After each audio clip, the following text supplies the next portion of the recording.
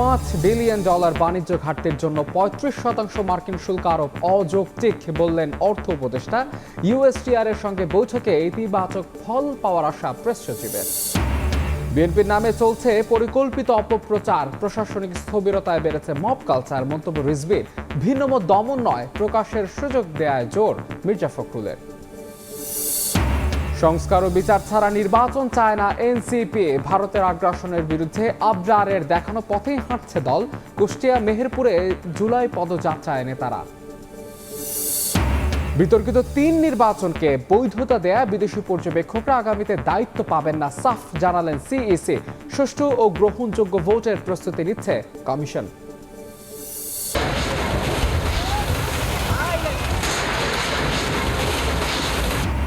পদ্মায় তীব্র ভাঙন, জাজিরায় নদী গর্ভে বিলীন বহু ঘরবাড়ি। জিও ব্যাগ ফেলে রক্ষার চেষ্টা পানি উন্নয়ন বোর্ডের। রেকর্ড বৃষ্টিতে ডুবল ফেনী, পটুয়াখালী, ভোগান্তি চরমে।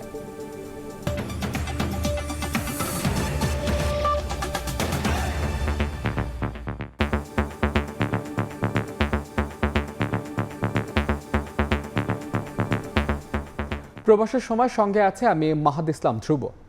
পাল্টা শুল্ক ঠেকাতে ট্রাম্প প্রশাসনের সঙ্গে চলমান আলোচনার মধ্যে বাংলাদেশি পণ্যের উপর ৩৫% ট্যারিফ নির্ধারণের ঘোষণা দিলেন মার্কিন প্রেসিডেন্ট। এ নিয়ে প্রধান উপদেষ্টাকে লেখা চিঠি ট্রুথ সোশ্যালে পোস্ট করেছেন ডোনাল্ড ট্রাম্প। এতে বলা হয়েছে, বাণিজ্য ঘাটতি পূরণে যথেষ্ট না হলেও অসামঞ্জস্যতা দূর করতে এই হার নির্ধারণ করা হয়েছে, যা কার্যকর হবে ১ আগস্ট থেকে। ট্রাম্প প্রশাসনের পাল্টা শুল্ক নিয়ে আলোচনার জন্য এরই মধ্যে যুক্তরাষ্ট্রে অবস্থান করছে বাণিজ্য উপদেষ্টা সহ বাংলাদেশের একটি প্রতিনিধি দল। এরই মধ্যে বাংলাদেশি পণ্যের উপর পারস্পরিক শুল্ক ৩৫% নির্ধারণের ঘোষণা দিলেন মার্কিন প্রেসিডেন্ট। সোমবার রাতে ট্রুথ সোশ্যালে বাংলাদেশ সহ বিভিন্ন দেশের সরকার প্রধানদের উদ্দেশ্যে শুল্ক সংক্রান্ত চিঠি পোস্ট করেছেন তিনি। প্রধান উপদেষ্টা অধ্যাপক মোহাম্মদ ইউনুসকে উদ্দেশ্য করে লেখা চিঠিতে ট্রাম্প উল্লেখ করেছেন, উল্লেখযোগ্য বাণিজ্য ঘাটতি থাকা সত্ত্বেও যুক্তরাষ্ট্র বাংলাদেশের সঙ্গে সহযোগিতার সম্পর্ক চালিয়ে যাওয়ার সিদ্ধান্ত নিয়েছে।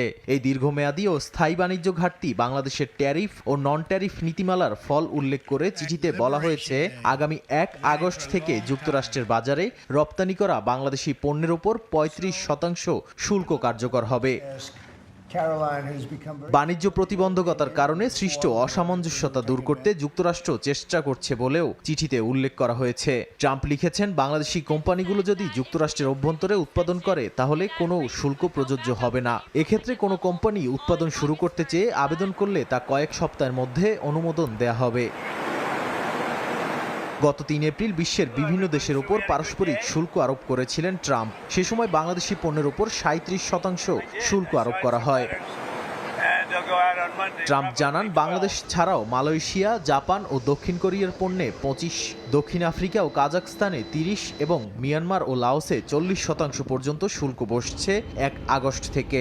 এসব দেশের সরকার প্রধানদের উদ্দেশ্যে লেখা চিঠিতে উল্লেখ করা হয়েছে, কেউ যদি পাল্টা শুল্ক আরোপ করে তবে যুক্তরাষ্ট্র সমপরিমাণ শুল্ক বাড়াবে।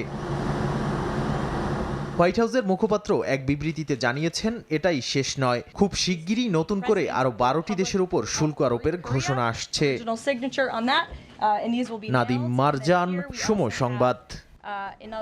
বাংলাদেশি পণ্যে ৩৫% মার্কিন শুল্ক কার্যকর হলে চাপে পড়বে রফতানি খাত। প্রতিযোগিতায় টিকতে না পেরে যুক্তরাষ্ট্রের বাজার থেকে ছিটকে পড়ার শঙ্কার কথা জানান সিপিডির সম্মাননীয় ফেলো ডক্টর মুস্তাফিজুর রহমান।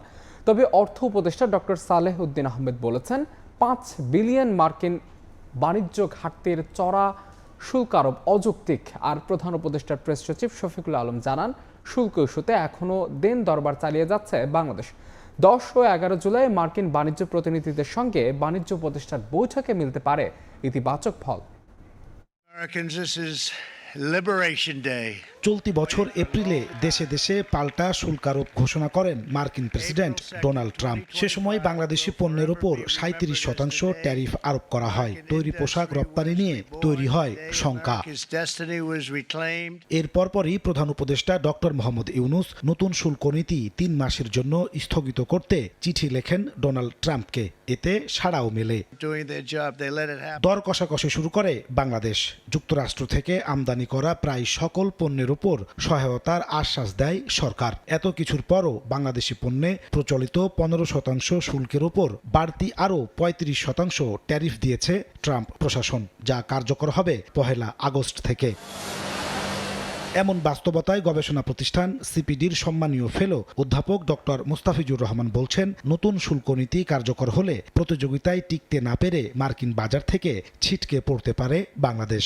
আমাদের রপ্তানিকারকদের প্রতিযোগিতা সক্ষমতার উপর মারাত্মক একটা নেতিবাচক প্রভাব ফেলবে এবং আমার মনে হয় যে বাজারটা আস্তে আস্তে ভিয়েতনামের কাছে চলে যাবে। তবে অর্থ উপদেষ্টা বলছেন, যুক্তরাষ্ট্রের সঙ্গে বাংলাদেশের বাণিজ্য ঘাটতি $5 বিলিয়ন, তাই 35% শুল্ক আরোপ যৌক্তিক নয়।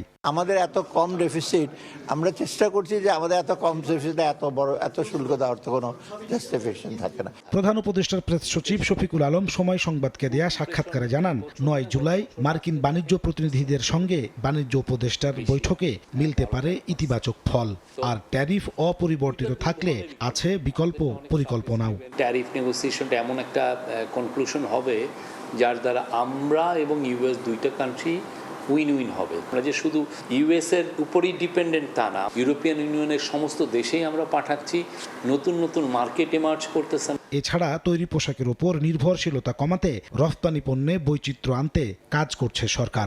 আমরা খুব নিবিড়ভাবে করেছি। নাজমুস সালেহী, সময় সংবাদ, ঢাকা। সামাজিক মাধ্যমে পরিকল্পিতভাবে নেতাদের নামে অপপ্রচার চালানো হচ্ছে বলে অভিযোগ বিএনপির।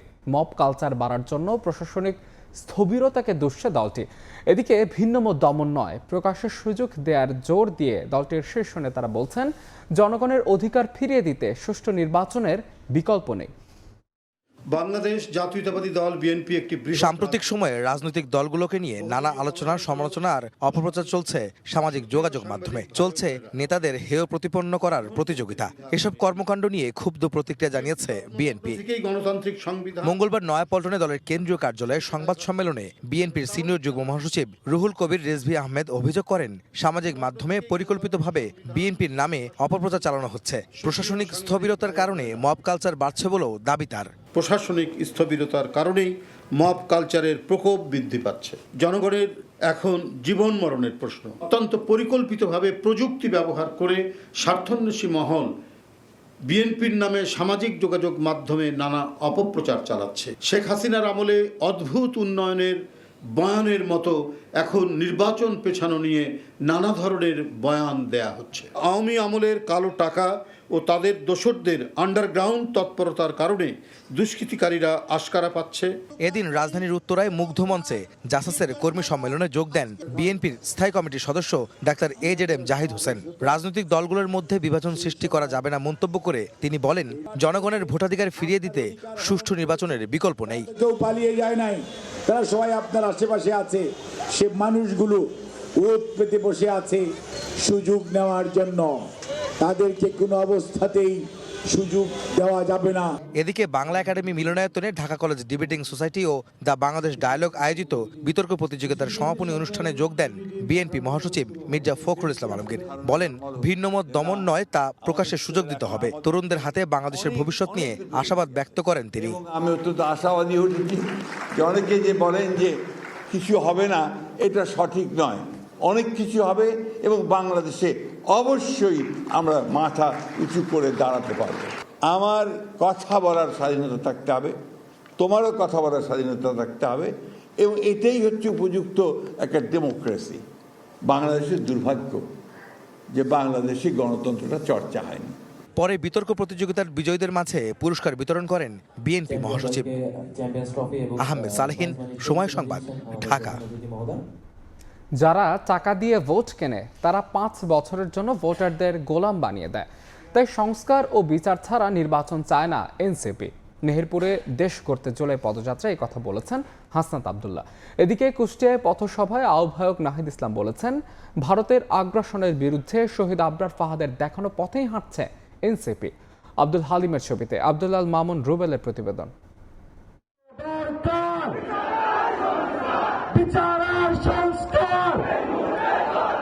বৃষ্টি উপেক্ষা করে মেহেরপুরের গাংনীর পথসভায় হাজারো জনতা। মঙ্গলবার দুপুরে বাইক ও ছোট ছোট ট্রাকে দেশ গড়তে জুলাই পদযাত্রায় যোগ দেন এনসিপি নেতাকর্মীরা। স্লোগানে মুখর হয়ে ওঠে পুরো এলাকা।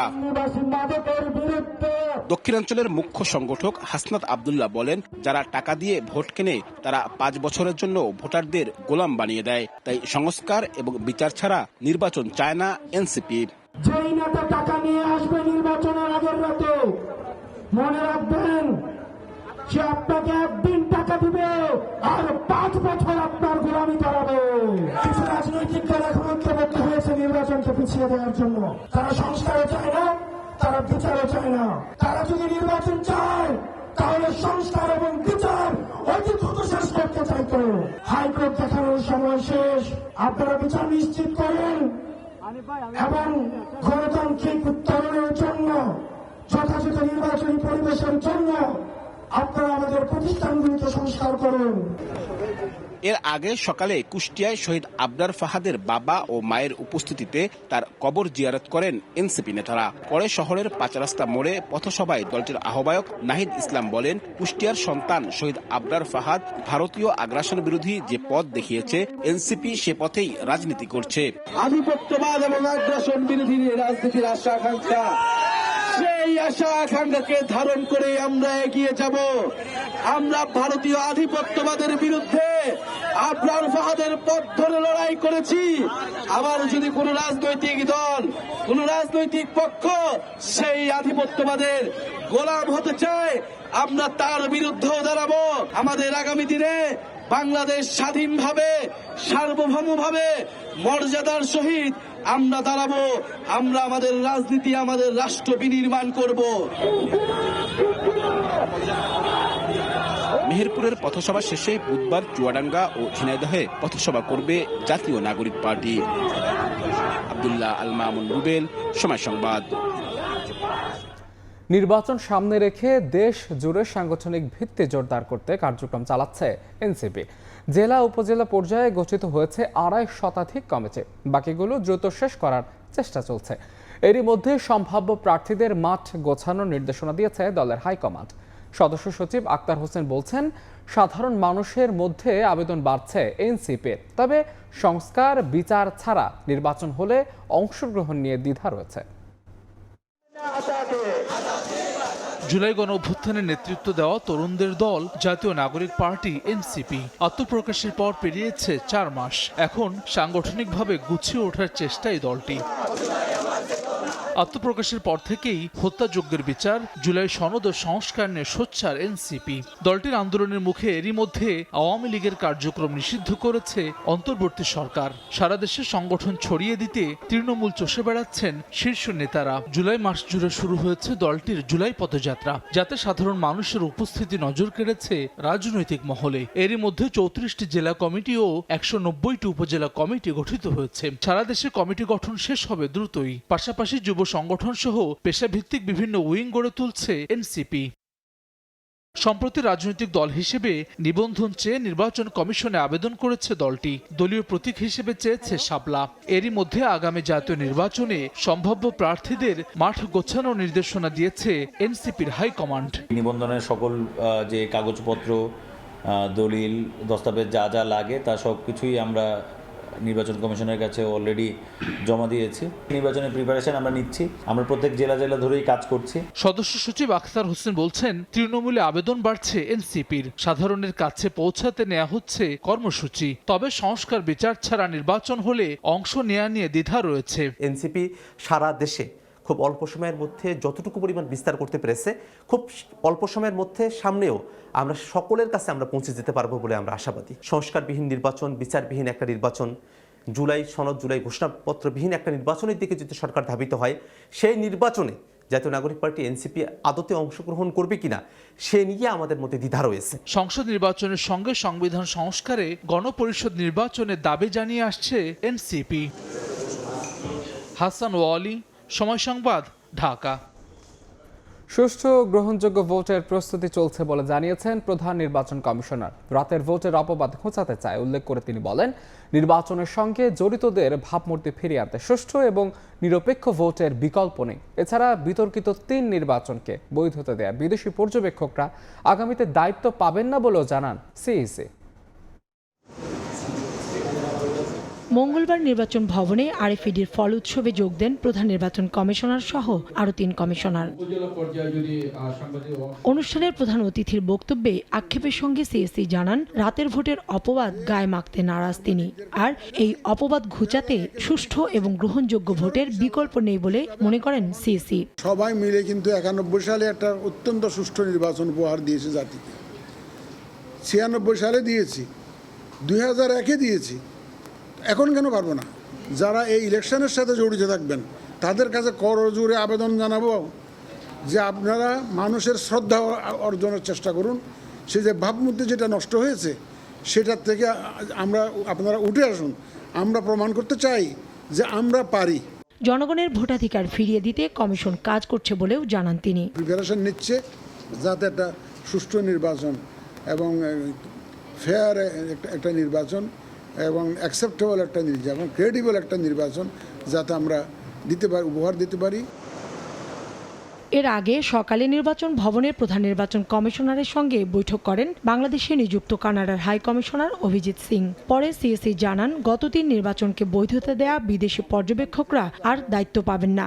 যারা ডিপেন্ডেবল, রিলায়েবল এবং যাদের এক্সপিরিয়েন্স আছে, আমি ফরেন অবজার্ভের কথা বলছি, যাদের এক্সপিরিয়েন্স আছে বিভিন্ন দেশে, তারা হয়তো ইলেকশন অবজার্ভ করেছে, সুতরাং ওই ধরনেরই আমরা নিব, মাইনাস দোজ যারা আগের 3টা নির্বাচনকে যারা সার্টিফিকেট দিয়েছে, এদেরকে কোনো মতেই না। সুষ্ঠু নির্বাচন আয়োজনে কমিশনের প্রস্তুতি নিয়ে কানাডা সন্তুষ্ট বলেও জানান সিএসি।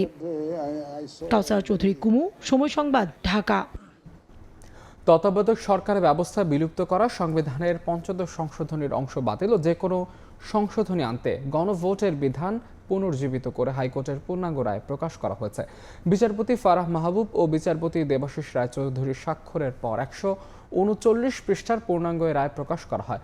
এর আগে গত বছরের 17 ডিসেম্বর বহুল আলোচিত তত্ত্বাবধায়ক সরকার ব্যবস্থা বাতিল সহ সংবিধানের ৫ম সংশোধনীতে আনা কয়েকটি বিষয় অবৈধ ঘোষণা করে রায় দেন হাইকোর্ট। একই সঙ্গে সংবিধানের গণভোটের বিধান ফিরিয়ে আনেন আদালত। রায়ের পর্যবেক্ষণে আদালত বলেন, গণতন্ত্র সংবিধানের মৌলিক কাঠামোর অংশ। এটি বিকশিত হয় অবাধ, সুষ্ঠু ও নিরপেক্ষ এবং প্রভাব মুক্ত নির্বাচনের মধ্য দিয়ে। বিগত 3টি সংসদ নির্বাচনে জনগণের ইচ্ছার প্রতিফলন হয়নি। দলীয় সরকারের অধীনে সুষ্ঠু নির্বাচনের আত্মবিশ্বাস জনগণের মধ্যে জন্ম নেয়নি, যার ফলশ্রুতিতে হয়েছে জুলাই গণ অভ্যুত্থান। রায় হাইকোর্ট বলেছেন, তত্ত্বাবধায়ক সরকার ব্যবস্থা জনগণের অভিপ্রায় অনুযায়ী সংবিধানের অন্তর্ভুক্ত হয়েছিল। এটি সংবিধানের মৌলিক কাঠামোর অংশে পরিণত হয়েছে। 24-এর 8 জুলাই কোটা বৈষম্যের স্থায়ী সমাধানের দাবিতে গঠন করা হয় বৈষম্য বিরোধী ছাত্র আন্দোলন। এর ব্যানারে 65 সদস্যের সমন্বয়ক দল, যারা পরবর্তীতে নেতৃত্ব দেন গণ অভ্যুত্থানেও। তাই গণ অভ্যুত্থানের ইতিহাস বেশ গুরুত্ব বহন করে এই দিনটি। এই দিনেই শিক্ষার্থীদের পক্ষ থেকে আবারও আসে 3 দিনের আলটিমেটাম, কিন্তু স্বৈরাচার সরকারের পক্ষ থেকে মেলেনি কোনো কার্যকর পদক্ষেপ। কোটা আন্দোলন ঘিরে গত বছরে কি ঘটেছিল সে চিত্র তুলে ধরছেন মাইমুনা হায়দার চৌধুরী।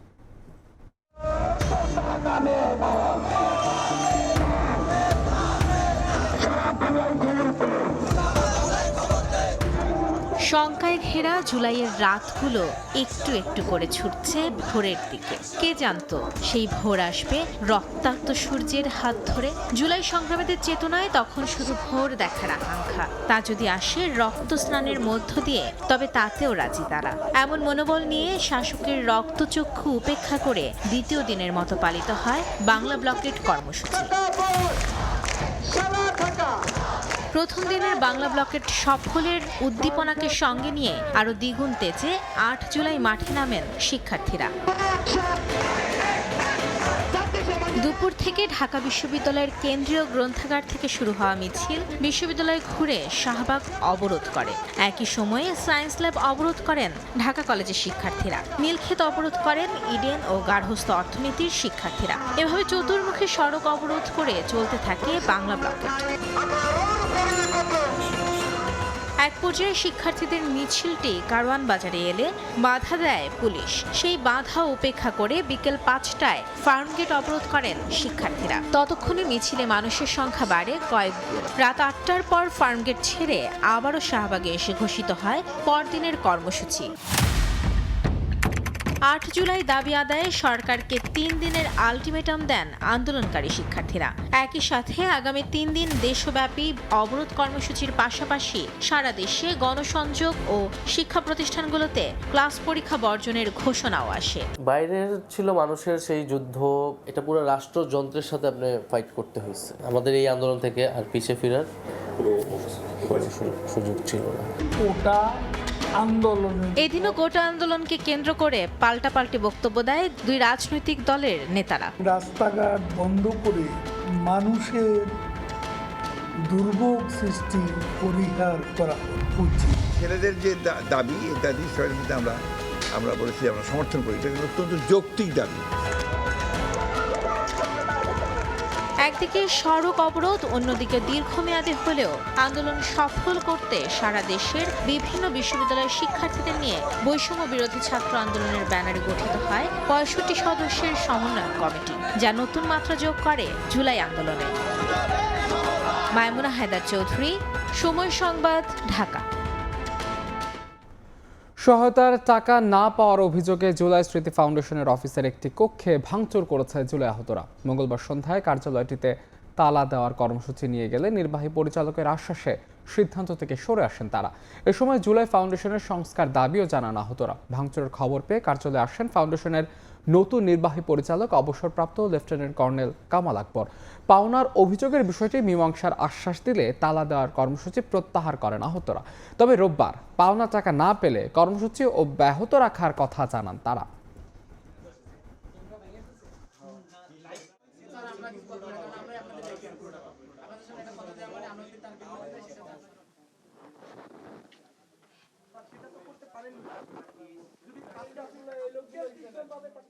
এখানে কিছু মানুষ আছে যারা কিনা জুলাইকেও ধারণ করে না এবং অভ্যুত্থানকারী যারা ছিল এই আন্দোলনে আহত তাদেরকেও ধারণ করতে পারে না, যার কারণে এইখানে বারবার বেশ কয়েকবার বিভিন্ন আহত ভাইয়েরদের সাথে, সহযোদ্ধাদের সাথে অশোভনীয় আচরণ এই ফাউন্ডেশন থেকে করেছে। উনি রোববার আমাদের প্রপার যেটা আমাদের প্রাপ্য যেটা সেটা উনি বুঝাই দিবে, এটা আমরা আশা করি।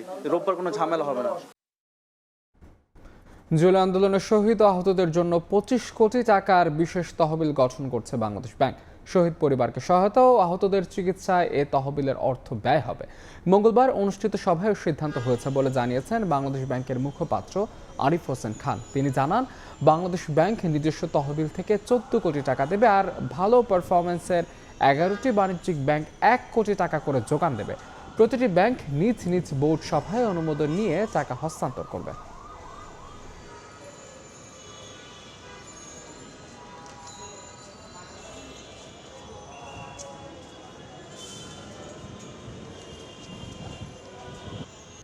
শেখ হাসিনা ও তার পরিবারের বিরুদ্ধে ডজন খানেক দুর্নীতির অভিযোগের অনুসন্ধান চলছে বলে জানিয়েছে দুদক। তবে বিদেশে থাকা সম্পদের তথ্য পেতে সমস্যা হওয়ায় মামলা পরবর্তী পদক্ষেপ নিতে বিলম্ব হচ্ছে বলে জানিয়েছেন সংস্থাটির মহাপরিচালক আক্তার হোসেন। এদিকে দুর্নীতি ও চাঁদাবাজির অভিযোগে কুমিল্লার সাবেক এমপি আব্দুল কালাম আজাদের বিরুদ্ধে অনুসন্ধান শুরু করেছে দুদক।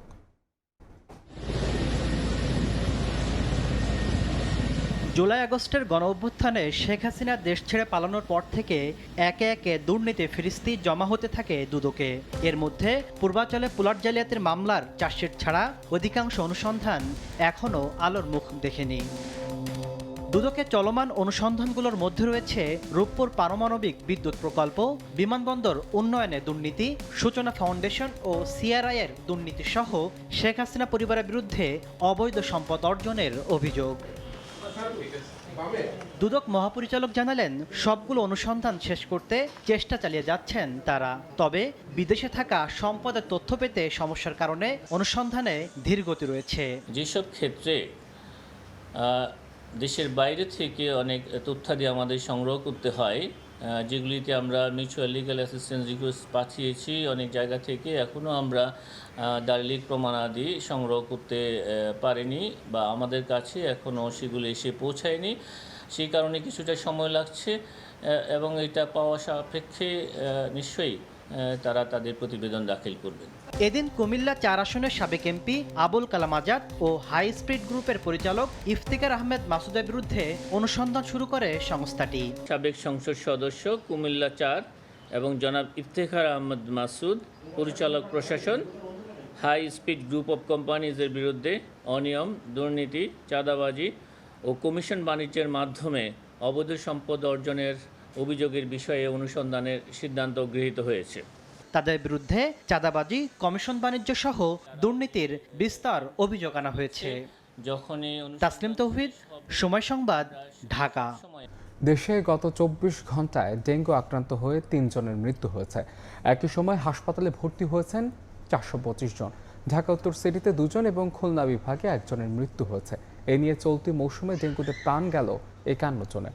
আক্রান্তের সংখ্যা ছাড়িয়েছে 13,000। মঙ্গলবার স্বাস্থ্য অধিদপ্তর সংবাদ বিজ্ঞপ্তিতে তথ্য জানায়।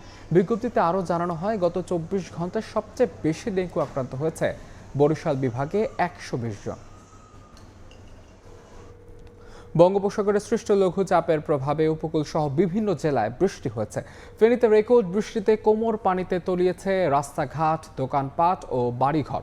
কক্সবাজারে 50টি গ্রাম পানিতে তলিয়ে গেছে। 5 শতাধিক মানুষ আশ্রয় কেন্দ্রে অবস্থান করছেন। নোয়াখালী ও পটুয়াখালীতে নিচু এলাকায় জলাবদ্ধতায় ভোগান্তি চরমে। আবহাওয়া অফিস বলছে আরও 2 দিন ব্যাহত থাকতে পারে বৃষ্টি। কোমর পানি পেরিয়ে গন্তব্যে ছুটছে মানুষ, পোহাতে হচ্ছে ভোগান্তি, তলিয়ে গেছে দোকানপাট ও বাসা বাড়িও। বঙ্গোপসাগরে সৃষ্ট লঘুচাপের প্রভাবে সারা দেশে অবিরাম বর্ষণ। সোমবার রাত থেকে ফেনীতে মুষলধারে বৃষ্টি হচ্ছে। 233 মিলিমিটার বৃষ্টি রেকর্ড করেছে আবহাওয়া অফিস, যা চলতি বছরে 24 ঘন্টায় সর্বোচ্চ। এর প্রভাবেই শহরজুড়ে জলাবদ্ধতার এমন ভয়াবহ রূপ। 15 মিনিটের মধ্যে পানি উঠে সব ধ্বংস হয়ে গেছে ভাই। আমরা লক্ষ লক্ষ টাকা আমাদের শেষ। গত বছর যে ক্ষতি হয়েছে এই পর্যন্ত আমরা এই ক্ষতি পোষায় না আনতে এবছর আবার সেম একই অবস্থা। ভারী বৃষ্টিতে কক্সবাজারের টেকনাফ উপজেলার অন্তত 50টি গ্রামে জলাবদ্ধতা দেখা দিয়েছে। এতে প্রায় 50,000 মানুষ পানিবন্দী হয়ে পড়েছেন। বাড়িঘরে পানি ওঠায় 500-র বেশি মানুষ ঠাঁই নিয়েছেন আশ্রয় কেন্দ্রে। সকল সিপিপি টিমগুলোকে অ্যাক্টিভেট করে পাহাড়গুলোতে বলেছি ঝুঁকিপূর্ণ যে পাহাড়ে বাসস্থানগুলো মানুষের বাসাবাড়ি আছে সেখান থেকে সরেছে নিকটবর্তী স্কুলগুলোতে আশ্রয় নেওয়ার জন্য। একদিনের বৃষ্টিতে নাকাল অবস্থা নোয়াখালীতেও। অবিরাম বৃষ্টিতে তলিয়ে যায় পটুয়াখালীর পৌর শহরের জুবিলি স্কুল রোড, মহিলা কলেজ রোড, পুরাতন হাসপাতাল রোড সহ বেশ কিছু নিচু এলাকা। লঘুচাপের প্রভাবে আরও 2 দিন উপকূল সহ দেশের বিভিন্ন এলাকায় বৃষ্টিপাতের পূর্বাভাস দিয়েছে আবহাওয়া অধিদপ্তর। 1 জুলাই থেকে যে বৃষ্টি, বর্ষাকালের বৃষ্টি, সেই বৃষ্টিটা কিন্তু অব্যাহত থাকবে। কখনো কখনো 2-1 দিন একটু থেমে যেতে পারে। আগামী 12 জুলাই থেকে ভারী বৃষ্টিপাতের পূর্বাভাস রয়েছে বলেও জানিয়েছে আবহাওয়া অফিস। সরদার মোহাম্মদ আরিফ, সময় সংবাদ। পদ্মা নদীতে আবারও শুরু হয়েছে ভাঙন। ইতোমধ্যে শরীয়তপুরের জাজিরায় নদী গর্ভে বিলীন হয়েছে ঘরবাড়ি, দোকানপাট। সব হারিয়ে অসহায় দিন কাটছে ক্ষতিগ্রস্তদের। এমন পরিস্থিতিতে জিও ব্যাগ ফেলে ভাঙন ঠেকানোর চেষ্টায় পানি উন্নয়ন বোর্ড। শরীয়তপুর থেকে বিএম ইসরাফিলের পাঠানো তথ্য, ছবি নিয়ে রিপোর্ট। রুদ্ররূপে পদ্মা নদী, মুহূর্তেই বিলীন হচ্ছে সড়ক, বসতভিটা ও দোকানপাট। সোমবার বিকেল থেকে হঠাৎই ভাঙন দেখা দেয় শরীয়তপুরের জাজিরা উপজেলার অসীমউদ্দিন মাদবুরকান্দি গ্রামে। স্রোতের তোড়ে ভেঙে নদীগর্ভে বিলীন হয় ঘরবাড়ি, দোকানপাট সহ গাছপালাও। ভাঙন থেকে বাঁচতে অন্তত 40টি বসতঘর নিরাপদ দূরত্বে সরিয়ে নেন স্থানীয়রা। এরপরও আতঙ্ক কাটছে না তাদের। আমার ছেলে ছিল চাল নাই, এত পয়সা নাই, আমরা কত নিয়ে কইলাম, আমাদের থাকার কোনো জায়গা নাই। আমরা কোন রকম জীবন বাঁচাইতে পারতাছি না। আমরা দর্শকের কাছে সহযোগিতা চাই। ইতোমধ্যে ক্ষতিগ্রস্তদের মাঝে শুকনো খাবার, 2 বান্ডেল করে টিন ও নগদ টাকা প্রদান করেছে জেলা প্রশাসন। আর নদী পাড়ে বালু ভর্তি জিও ব্যাগ ফেলে ভাঙন ঠেকানোর চেষ্টা করছে পানি উন্নয়ন বোর্ড। স্থায়ী যে বেড়িবাঁধের যেটা দাবি, সেটা আমরা সেই প্রসেসে অলরেডি চলে গিয়েছি। এখানে একটা প্রকল্প হাতে নেওয়ার জন্য সেটা আমরা অলরেডি জরিপ করছি এবং সেটার ডিজাইন প্রক্রিয়াধীন আছে। গত 24 ঘন্টায় পদ্মা সেতু প্রকল্পের কনস্ট্রাকশন ইয়ার্ড রক্ষা বাঁধের 200 মিটার অংশ ভেঙে গেছে। আর 10টি ব্যবসা প্রতিষ্ঠান ও 15টি বসতবাড়ি বিলীন হয়েছে। সময় সংবাদ, শরীয়তপুর। কক্সবাজারের হিমছড়ি সৈকতে গোসলে নেমে চট্টগ্রাম বিশ্ববিদ্যালয়ের এক শিক্ষার্থীর মৃত্যু হয়েছে। এখনও নিখোঁজ রয়েছেন 2 শিক্ষার্থী।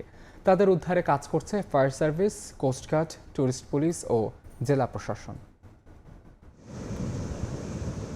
কক্সবাজারে ঘুরতে আসেন 5 বন্ধু, উঠেন মেরিন ড্রাইভের প্যাচার দ্বীপ সৈকতের একটি রিসোর্টে। মঙ্গলবার সকালে তারা হিমছড়ি সৈকতে যান। 2 জন বাঁধের উপর বসেছিলেন আর বাকি 3 জন সাগরে গোসল করতে নামেন। এ সময় ঢেউয়ের তোড়ে ভেসে যান তারা। ছবি তুলতে তুলতে হাঁটু পানিতে নামছিল, হুট করে অনেক জোরে আর কি ঢেউ আসছিল।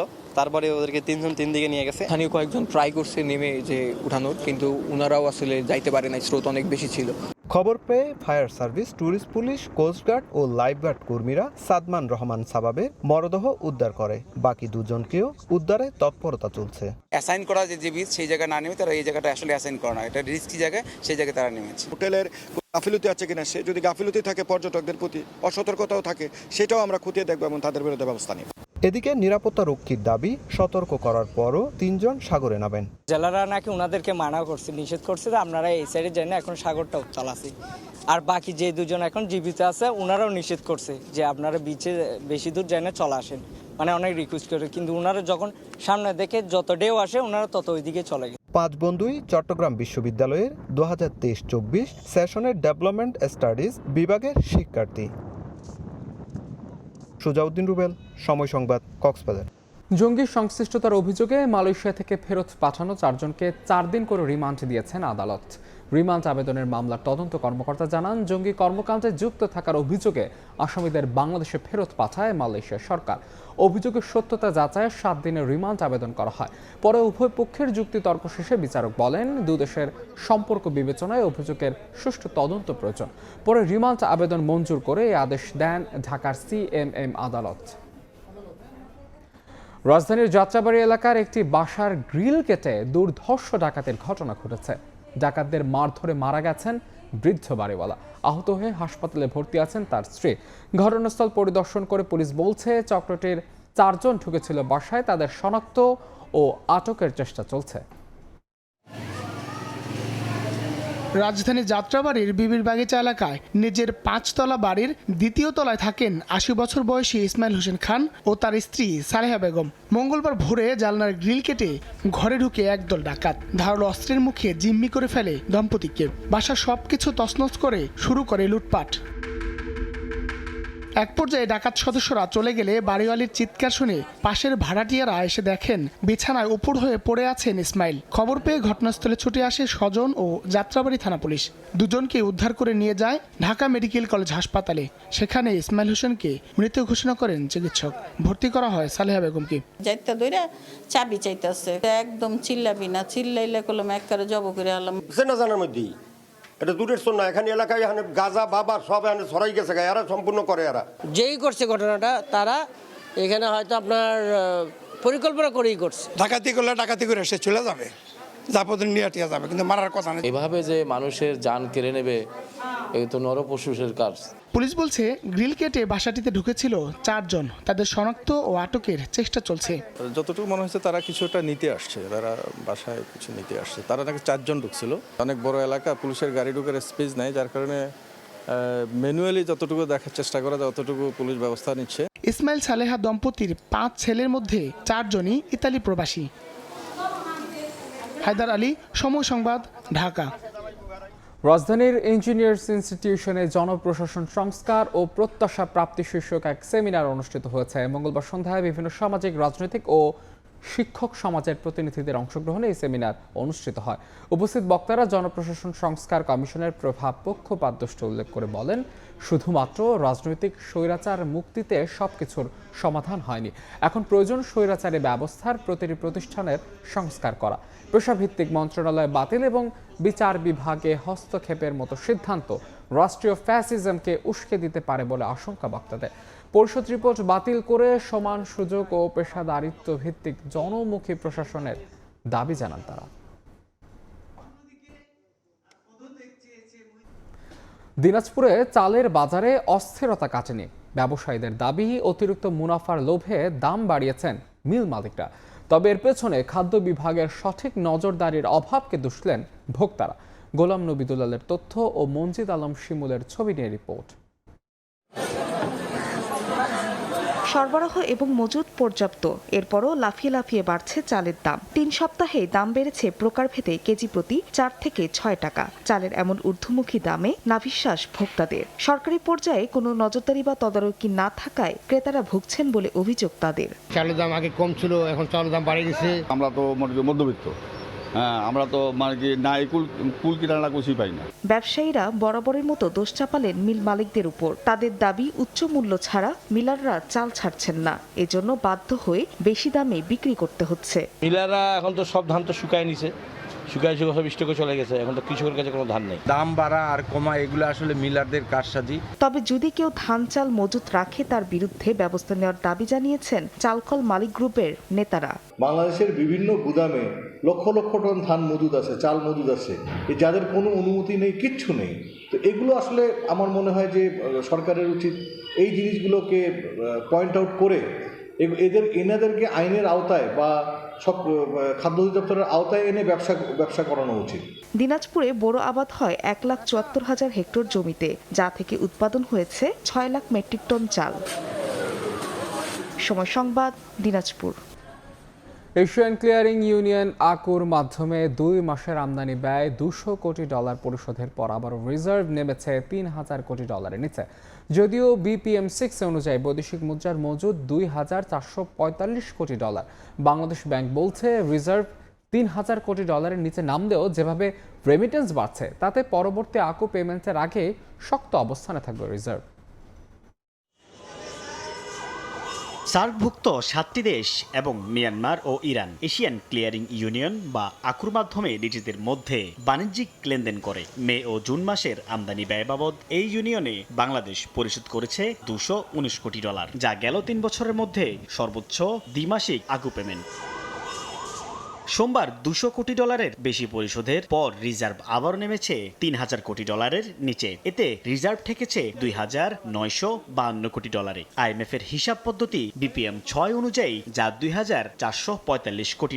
স্লাইটলি কমেছে, আমরা 30-এর নিচে নামতে চাই না, অবস্থা আমাদেরকে নামিয়েছে, আবার আমরা উঠে যাব। প্রতিবারই যে $2 বিলিয়ন পেমেন্ট করতে হবে কথা নেই, এবার একটু বেশি হয়েছে। এর আগেরটা হয়তো 1.8 ছিল, সামনে যদি 1.7 হয় ইরোশনটা আরো কম হবে। বাংলাদেশ ব্যাংক মুখপাত্র বললেন, আমদানি ব্যয় পরিশোধ বাড়ায় দেশের অর্থনীতি সক্ষমতা বৃদ্ধির প্রমাণ মিলতে শুরু করেছে। ইম্পোর্ট বেশি করতে হচ্ছে, এই জন্য দুশ্চিন্তা হওয়ার কোনো কারণ নেই, কারণ এক্সপোর্ট ইম্পোর্ট মিলেই হচ্ছে আপনার ট্রেড। অর্থাৎ যত বেশি আপনার এরকম ট্রানজ্যাকশন হবে তত আপনার আর্থিক সক্ষমতা সৃষ্টি হবে। 2 মাসে একবার আকুর বিল পরিশোধ করে বাংলাদেশ ব্যাংক। এর আগে গেল 7 মে, মার্চ, এপ্রিলের বিল বাবদ $188 কোটি পরিশোধ করেছিল। সাইফুল ইসলাম, সময় সংবাদ, ঢাকা। দেখছেন প্রবাসের সময়। দেশের বাইরের খবর। যুক্তরাষ্ট্রের টেক্সাসে ভয়াবহ বন্যায় মৃতের সংখ্যা 100 ছাড়িয়েছে। আবহাওয়া দফতরের আগাম সতর্কতার পরও প্রস্তুতির ঘাটতি নিয়ে প্রশ্ন উঠেছে। বন্যার প্রসঙ্গ উত্তাপ ছড়াচ্ছে স্থানীয় রাজনীতিতে। যুক্তরাষ্ট্রের টেক্সাসের হিল কাউন্টি অঞ্চলের গুয়াদালুপ নদী, যেটির পাশের পার্ক ছুটির দিনে মুখর হয়ে ওঠে শিশুসহ নানা বয়সী মানুষের সমাগমে। স্থানীয় সময় শুক্রবার ভোরে মাত্র 3 ঘন্টায় নদীর পানি 2 মিটার থেকে বেড়ে দাঁড়ায় 9 মিটারে, যা ছিল পানি বৃদ্ধির দ্বিতীয় সর্বোচ্চ রেকর্ড। স্থানীয় এক বাসিন্দা জানান, শুধু কেরভিলি শিশুসহ অর্ধশত মানুষ প্রাণ হারিয়েছেন, নিখোঁজ আছেন অনেকে। উদ্ধার অভিযান চালাচ্ছেন 19টি স্থানীয় ও কেন্দ্রীয় সংস্থা। অ্যাকুওয়েদারের প্রধান জানিয়েছেন, বন্যার আগাম সতর্কতা 3 ঘন্টা আগেই জারি হয়েছিল, কিন্তু প্রশ্ন হলো যারা শিশুদের দায়িত্বে ছিলেন তারা সতর্কতাগুলো দেখে কি ব্যবস্থা নিয়েছিলেন। স্থানীয়রা জানান, গভীর রাতে বেশিরভাগ মানুষ যখন ঘুমিয়েছিলেন তখনই পানির ঢল নামে। শিশুদের মধ্যে কেউ কেউ সাহায্যের জন্য ডেকেছিল, বাকিরা ভেসে গেছে। দুর্যোগের মাঝেই শুরু হয়েছে রাজনৈতিক দোষারোপ। হোয়াইট হাউসের মুখপাত্র ক্যারোলিন লেভিট বলেন, এই বন্যার জন্য প্রেসিডেন্ট ট্রাম্পকে দোষ দিয়ে বামপন্থীরা মিথ্যাচার করছে। ন্যাশনাল ওয়েদার সার্ভিস সময়মতো সতর্কবার্তা দিয়েছিল, তাই ট্রাম্প প্রশাসন দোষী নয়। এদিকে ট্রাম্প শুক্রবার কেরভিল যাবেন বলে জানিয়েছে হোয়াইট হাউস। ডেমোক্র্যাটরা বলছেন, পূর্বাভাস দেওয়ার ক্ষেত্রে ন্যাশনাল ওয়েদার সার্ভিসের বাজেট কাটছাটের প্রভাব ছিল কিনা তা খতিয়ে দেখতে হবে। নাদিম মারজান, সময় সংবাদ। এদিকে ভারী বৃষ্টিতে চীন নেপাল সীমান্তে দেখা দিয়েছে ভয়াবহ বন্যা। এতে এখন পর্যন্ত একজনের মৃত্যুর খবর পাওয়া গেছে। নিখোঁজ রয়েছেন 18 জন। স্থানীয় সময় মঙ্গলবার নেপালের দুর্যোগ ব্যবস্থাপনা কর্তৃপক্ষ জানায়, দেশটির ভুটেকোশি নদীতে আকস্মিক পানি বৃদ্ধি ও পাহাড়ি ঢলের কারণে 29 জন নিখোঁজ হন। এদের মধ্যে 6 জন চীনা শ্রমিক এবং 3 জন নেপালি পুলিশ সদস্য রয়েছেন। এদিকে তিব্বতে পানির তীব্র স্রোতে ভেসে যান 11 জন। পরে নেপালের সেনাবাহিনীর মুখপাত্র জানান, তাদের তৎপরতায় বেশ কয়েকজনকে উদ্ধার করা হয়েছে। বাকিদের উদ্ধার কার্যক্রম এখনও অব্যাহত আছে বলে জানিয়েছে সংশ্লিষ্ট কর্তৃপক্ষ। টানা বৃষ্টিতে ভারতের পশ্চিমবঙ্গের রাজধানী কলকাতায় দেখা দিয়েছে জলাবদ্ধতা। শহরের উত্তরের বেশ কিছু এলাকায় কোমর সমান পানি জমে গেছে। এতে চরম ভোগান্তিতে পড়েন অফিসগামী মানুষ। জীবনের ঝুঁকি নিয়ে যেতে হচ্ছে কর্মস্থলে। আলিপুর আবহাওয়া দফতর বলছে, গভীর নিম্নচাপের কারণে ভারী বৃষ্টিপাত শুরু হয়েছে। আগামী 24 ঘন্টায় বৃষ্টিপাত অব্যাহত থাকতে পারে। কলকাতা থেকে সুব্রত আচার্যের রিপোর্ট, ছবি তুলেছেন বিশ্বজিৎ দাস। রাতভর তুমুল বৃষ্টিতে মঙ্গলবার সকাল থেকেই জলাবদ্ধতায় বিপর্যস্ত শহর কলকাতা। বিশেষ করে উত্তর ও মধ্য কলকাতার বিস্তীর্ণ অঞ্চলের রাস্তায় হাঁটু সমান পানি জমে যায়। এতে তীব্র ভোগান্তিতে পড়েন অফিসগামী মানুষ। শহরের বিধান সরণি, শ্যামবাজার, হাতিবাগান, এন্টালি, বেহালা চৌরাস্তা, লেক গার্ডেন্স, হরিদেবপুর, কসবা, টালিগঞ্জ, ট্রামডিপো সহ একাধিক জায়গায় দেখা দেয় ভারী জলাবদ্ধতা। রাস্তায় পানি জমায় ব্যাহত হয় যান চলাচল। এতে ভিড় বাড়ে মেট্রোতে। এখানে এতটাই জল জমে যে থানাতে অলরেডি একটা নৌকা রাখা থাকে এই জলের সময়। যখনই অফিস যাই আমরা ভিজে যাই, এইরকম জল ভেঙে যায়, গাড়ি আসতে চায় না। বৃষ্টি হলে অল্প বৃষ্টি হলে এখানে বৃষ্টি জল জমবে। আলিপুর আবহাওয়া দপ্তরের তথ্য বলছে, গত 24 ঘন্টায় কলকাতায় গড় বৃষ্টিপাত রেকর্ড হয়েছে 96.4 মিলিমিটার। সবচেয়ে বেশি বৃষ্টি হয়েছে চেতলা ও কাশীপুর অঞ্চলে। সেখানে 110 মিলিমিটার বৃষ্টিপাত রেকর্ড করা হয়েছে। জলাবদ্ধতা মোকাবেলায় কাজ করে যাচ্ছে কলকাতা পৌর সংস্থা। সোমবার গভীর রাত থেকেই চালু করা হয়েছে বেশ কয়েকটি পাম্পিং স্টেশন। মোতায়েন করা হয়েছে র্যাপিড অ্যাকশন টিম। আগামী 24 ঘন্টায় কলকাতা ও এর আশেপাশের এলাকায় ভারী বৃষ্টিপাতের পূর্বাভাস দিয়েছে আলিপুর আবহাওয়া দপ্তর। এতে পরিস্থিতি আরও অবনতি হওয়ার আশঙ্কা করা হচ্ছে। সুব্রত আচার্য, সময় সংবাদ, কলকাতা। কুয়েতে নতুন ই ভিসা ব্যবস্থা চালু হয় পর্যটন, বাণিজ্য ও পরিবার ভ্রমণে নতুন দিগন্তের হাতছানি দিচ্ছে। এই ই ভিসা কেবল পর্যটকদের জন্য নয়, উপসাগরীয় অঞ্চলে থাকা প্রবাসী বাংলাদেশি ব্যবসায়ীদের জন্য নতুন সম্ভাবনার দুয়ার খুলে দিয়েছে। কুয়েত থেকে মঈন সুমনের রিপোর্ট। ডিজিটাল ব্যবস্থাপনায় আরও একধাপ এগিয়ে গেল কুয়েত। পর্যটক, প্রবাসী এবং আন্তর্জাতিক ব্যবসায়ীদের জন্য চালু হলো নতুন ইলেকট্রনিক ভিসা সেবা। এতে কুয়েতে প্রবেশ প্রক্রিয়া হবে আরও সহজ, দ্রুত ও স্বচ্ছ। ডিজিটাল অবকাঠামো উন্নয়ন এবং বৈশ্বিক সংযোগ বৃদ্ধির লক্ষ্যে নতুন ই ভিসা ব্যবস্থা চালু বলে জানিয়েছে কুয়েতের স্বরাষ্ট্র মন্ত্রণালয়। এর মাধ্যমে পর্যটন, পরিবার, ব্যবসা এবং সরকারি প্রতিনিধিকে বিভিন্ন ক্যাটাগরিতে ভিসা দেওয়া হবে। পর্যটন ভিসা 90 দিন, পারিবারিক ভ্রমণ ও ব্যবসায়িক ভিসা 30 দিন মেয়াদ থাকবে। ই ভিসা পেতে ঘরে বসেই অনলাইনের মাধ্যমে আবেদন করতে পারবেন। এতে কাগজপত্র ও দাপ্তরিক ঝামেলা অনেকটাই কমে যাবে। কেবল পর্যটকদের জন্য নয়, উপসাগরীয় অঞ্চলে বসবাস করা প্রবাসী বাংলাদেশি ব্যবসায়ীদের জন্যও এক নতুন সম্ভাবনার দুয়ার খুলে দিয়েছে। কুয়েত শীঘ্রই জিসিসি গ্র্যান্ড ট্যুরিস্ট ভিসা পদ্ধতিতে যুক্ত হওয়ার কথা রয়েছে, যেখানে 6টি উপসাগরীয় দেশের মধ্যে একই ভিসায় চলাফেরা করা যাবে। মিডল ইস্টে একটা ভালো ধরনের শক্তিশালী গ্রুপ তৈরি করে বাংলাদেশি ব্যবসায়িক একটা অর্গানাইজেশন তৈরি করতে পারবো এবং এই বিজনেস কাউন্সিলের মাধ্যমে, ব্যবসায়িক অর্গানাইজেশনের মাধ্যমে বাংলাদেশের অনেক পণ্য এই মিডল ইস্টে আনা যাবে। 6 দেশ সেনজিংয়ের মতো অলরেডি ভিজিট ভিসা চালু করতেছেন, তার মধ্যে এর মধ্যে কুয়েত চালু করেছেন। আমরা চাই এইভাবে গালফের 6টা দেশ যারা ব্যবসায়ী আছেন তাদের সাথে আমরা যোগাযোগ করে আমরা একটা প্ল্যাটফর্ম করতে চাই। এই পদক্ষেপ মধ্যপ্রাচ্যের দেশগুলোর মধ্যে যোগাযোগ ব্যবস্থা আরও সহজ করবে বলে মনে করেন অনেকে। বিশেষ করে পর্যটন ও ব্যবসায়িক বিনিয়োগের ক্ষেত্রে নতুন সম্ভাবনা দেখা দেবে। মঈন সুমন, সময় সংবাদ, কুয়েত।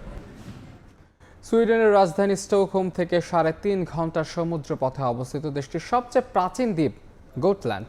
প্রায় 5000 বছর আগে থেকে মানুষের বসতি গড়ে ওঠা এই দ্বীপে রয়েছে ইতিহাস, ঐতিহ্য এবং প্রাকৃতিক সৌন্দর্যের গল্প। গোটল্যান্ড থেকে বিস্তারিত শফিল আলমের রিপোর্টে। বাল্টিক সাগরের কূল ঘেঁষে সুইডেনের দক্ষিণ পূর্ব দিকে গোটল্যান্ড দ্বীপ। ইতিহাস, সংস্কৃতি আর প্রকৃতির অপূর্ব মেলবন্ধন যেন ছড়িয়ে আছে দ্বীপের প্রতিটি কোণায়। একদিকে মধ্যযুগের প্রাচীন প্রাসাদ, অন্যদিকে সাগর বেষ্টিত শান্ত শহর। পাথরের যুগের নিদর্শন, সমাধিপলক আর অবিকল দাঁড়িয়ে থাকা 1300 শতকে নির্মিত প্রায় 3.5 কিলোমিটার দীর্ঘ এক প্রাচীর। শহরের দেয়াল, গির্জার ধ্বংসাবশেষ আর সংকীর্ণ রাস্তাগুলো যেন পর্যটকদের ফিরিয়ে নিয়ে যায় সময়ের অনেক পেছনে। গ্রীষ্মকালে পুরো দ্বীপ হয়ে ওঠে উৎসব মুখর। বিভিন্ন ফেস্টিভ্যাল, নাট্য পরিবেশনা, সঙ্গীতানুষ্ঠান চলে টানা কয়েক সপ্তাহ। আর এই সময়ে টানা ছুটি কাটাতে আসেন হাজার হাজার পর্যটক। গোটল্যান্ড খুবই সুন্দর। এখানের আবহাওয়াটা সবসময় অনেক সুন্দর থাকে। এর অনেক ইতিহাসও রয়েছে, আর চারপাশে সমুদ্র, সব মিলিয়ে জায়গাটা খুবই সুন্দর। আমার মনে হয় সবার গোটল্যান্ডে এসে ঘুরে যাওয়া উচিত। এটি সুইডেনের একটি ঐতিহাসিক জায়গা। এর নিজস্ব অনেক ঐতিহ্য রয়েছে। এ জায়গার অনেক ইতিহাস, ঐতিহ্য রয়েছে, অনেক পুরনো প্রাচীর যেগুলো খুবই সুন্দর। সবার এখানে আসা উচিত। গোটল্যান্ডের আকর্ষণ শুধু শহরে সীমাবদ্ধ নয়। শহরের বাইরে পাথুরে উপকূল, খোলা প্রান্তর প্রকৃতি প্রেমীদের জন্য যেন এক স্বর্গ। প্রাচীন ইতিহাস, সংরক্ষিত সংস্কৃতি আর অপার প্রাকৃতিক সৌন্দর্য মোড়ানো এই গোটল্যান্ড যেন এক জীবন্ত জাদুঘর। শফিল আলম, সময় সংবাদ, সুইডেন। চলতি বছর যুক্তরাষ্ট্রের জর্জিয়ায় আটলান্টায় অনুষ্ঠিত হলো federation of Bangladesh associations in North America ফোবানার 39তম কনভেনশন। এ উপলক্ষে লস অ্যাঞ্জেলেসে মত বিনিময় সভা অনুষ্ঠিত হয়েছে। প্রবাসে বাংলাদেশের সংস্কৃতি ঐতিহ্য তুলে ধরতে ফোবানা সম্মেলন অনুষ্ঠিত হবে আগামী 29 থেকে 31 অগস্ট। এবারের স্লোগান, প্রবাস প্রজন্মের মনোনিবেশ, বিশ্বায়নে বাংলাদেশ। সায়েন্টোলজি মিলনায়তনে মিট অ্যান্ড গ্রিট অনুষ্ঠানে বক্তব্য দেন ফোবানা চেয়ারম্যান মাসুদ রব চৌধুরী, হোস্ট কমিটির প্রেসিডেন্ট দিওক খান, সিনিয়র কোঅর্ডিনেটর কাজী নাহিদ, সদস্য সচিব মাহবুবুর রহমান।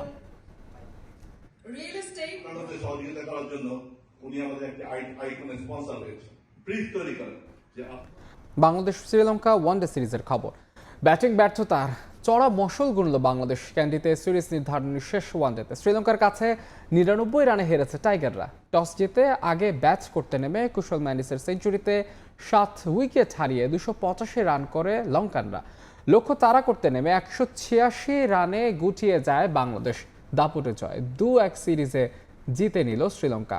পাল্লেকেলে থেকে বিস্তারিত জানাচ্ছেন তারেক হাসান শিমুল। জিততে হলে গড়তে হতো নতুন রেকর্ড। লঙ্কানদের বিপক্ষে এত রান যে তাড়া করার অভিজ্ঞতা নেই বাংলাদেশের। ওলটপালট হয়নি ইতিহাসের পাতা, জয় পাওয়া হয়নি টাইগারদের। দীর্ঘায়িত হলো লঙ্কায় সিরিজ জয়ের অপেক্ষা। প্রেমাদাসায় সবশেষ ম্যাচটা জিতে যে আত্মবিশ্বাস দেখিয়েছিল বাংলাদেশ, ব্যাটিং ব্যর্থতায় মিইয়ে গেল সব। রান চেস যেখানে সবচেয়ে সহজ কাজ, সেই কাজটাই অসম্ভব হলো টাইগার ব্যাটারদের সামনে। হতাশা আর আক্ষেপ সঙ্গী হলো আরও একবার। পাল্লেকেলেতে লঙ্কান অধিনায়ক টস জিতে সিদ্ধান্ত নিলেন ব্যাটিংয়েরই। শুরুতে মাদুস্কাকে হারালেও দ্বিতীয় উইকেটে জুটি গড়েন নিশানকা আর কুশল মেন্ডিস মিলে। ধাক্কা সামাল দেন দুই ব্যাটার, থিতু হয়ে যাওয়া নিশানকাকে ফেরান তানভীর। দলীয় 17 রানের মাঝে আরও 1 উইকেট হারায় স্বাগতিকরা। কামিন্দু সঙ্গ দিতে এসে ফিরে যান 16 রান করে। এর পরের গল্পে টাইগার বোলারদের অসহায়ত্ব আর কুশল মেন্ডিস ও আসালাঙ্কার দাপট। একদিক থেকে আক্রমণাত্মক ছিলেন কুশল, যোগ দেন লঙ্কান অধিনায়ক। দুই ব্যাটার মিলে গড়েন 124 রানের জুটি। তাসকিন, শামীম, মিরাজদের শাসন করে 50 তুলে নেন আসালাঙ্কা। অন্য প্রান্ত থেকে শতক স্পর্শ করেন কুশল মেন্ডিস। 124 রানে তাকে থামান শামীম পাটোয়ারি, আর অধিনায়ক করেন 58 রান। ততক্ষণে রানটাও বোর্ডে বেশ চ্যালেঞ্জিং। 7 উইকেটে 285 রান জমা করে স্বাগতিকরা। টাইমড আউট ম্যাচে লঙ্কানদের বিপক্ষে সর্বোচ্চ 282 রান টপকে ছিল বাংলাদেশ। এদিন টপকাতে হতো সেই রেকর্ডও। তরুণ দুই ওপেনার যথারীতি শুরুটা করেছেন পজিটিভই, কিন্তু সময়ের সঙ্গে ছন্দপতন, উইকেট বিলিয়ে আসেন তানজিদ তামিম। আগের ম্যাচে পারভেজ ইমন খেলেছেন 62 রানের ইনিংস। এদিন তিনি খানিকটা থিতু হয়ে গিয়েছিলেন, আর এমন উইকেটে সেট হওয়া ব্যাটারের উপর থাকে দায়িত্বটা। কিন্তু সেই দায়িত্ব পালন করতে পারলেন কই। 44 বলে 28 করে ফিরে গেছেন ইমন। শান্ত পারেননি এদিন, খোলা হয়নি রানের খাতা। মিরাজ আর তাওহিদ হৃদয়ের উপর ভরসা ছিল। এক প্রান্ত আগলে রাখছিলেন হৃদয়, মিরাজ কিছুটা মারমুখী খেলার চেষ্টা করেন। পরিস্থিতি অনুযায়ী না খেলে উইকেট বিলালেন অধিনায়কও। এরপর তাওহিদ হৃদয় খেলে গেছেন শামীমকে নিয়ে। 50-র দেখা পেয়েছেন তিনি, যদিও শামীম ফিরে গেছেন 12 রানে। শেষ দিকে জাকেরের বৃথা চেষ্টা, 35 বলে 27 রান করেন ডানহাতি ব্যাটার। 186-তে অল আউট বাংলাদেশ। 99 রানের হার নিশ্চিত হয় টাইগারদের, সঙ্গে সিরিজটা ঘরে রাখল লঙ্কানরা। 2024 সালে ঘরের মাটিতে এই শ্রীলঙ্কার বিপক্ষে সবশেষ ওয়ানডে সিরিজ জিতেছিল বাংলাদেশ। এরপর অপেক্ষা আর আক্ষেপ সঙ্গী হয়েছে টাইগারদের। পাল্লে কেলেতে এদিন ব্যাটিং ব্যর্থতা না হলে হয়তো আক্ষেপটা ঘুচিয়ে যেত। আর মিরাজের নেতৃত্বে সেই আক্ষেপ কত দীর্ঘায়িত হয় সেটাই এখন দেখার বিষয়। ক্যান্ডি থেকে তারেক হাসান শিমুল, সময় সংবাদ, শ্রীলঙ্কা। এ পর্যায়ে শীর্ষ সংবাদগুলো জানিয়ে দিচ্ছে আরেকবার। $5 বিলিয়ন বাণিজ্য ঘাটতির জন্য 35% মার্কিন শুল্ক আরোপ অযৌক্তিক বললেন অর্থ উপদেষ্টা। ইউএসটিআর এর সঙ্গে বৈঠকে ইতিবাচক ফল পাওয়ার আশা প্রেস সচিবের। বিএনপির নামে চলছে পরিকল্পিত অপপ্রচার, প্রশাসনিক স্থবিরতায় বেড়েছে মব কালচার, মন্তব্য রিজভীর। ভিন্নমত দমন নয়, প্রকাশের সুযোগ দেয়ায় জোর মির্জা ফখরুলের। এবং সংস্কার ও বিচার ছাড়া নির্বাচন চায় না এনসিপি। ভারতের আগ্রাসনের বিরুদ্ধে আবরারের দেখানো পথেই হাঁটছে দল। কুষ্টিয়া, মেহেরপুরে জুলাই পদযাত্রায় নেতারা।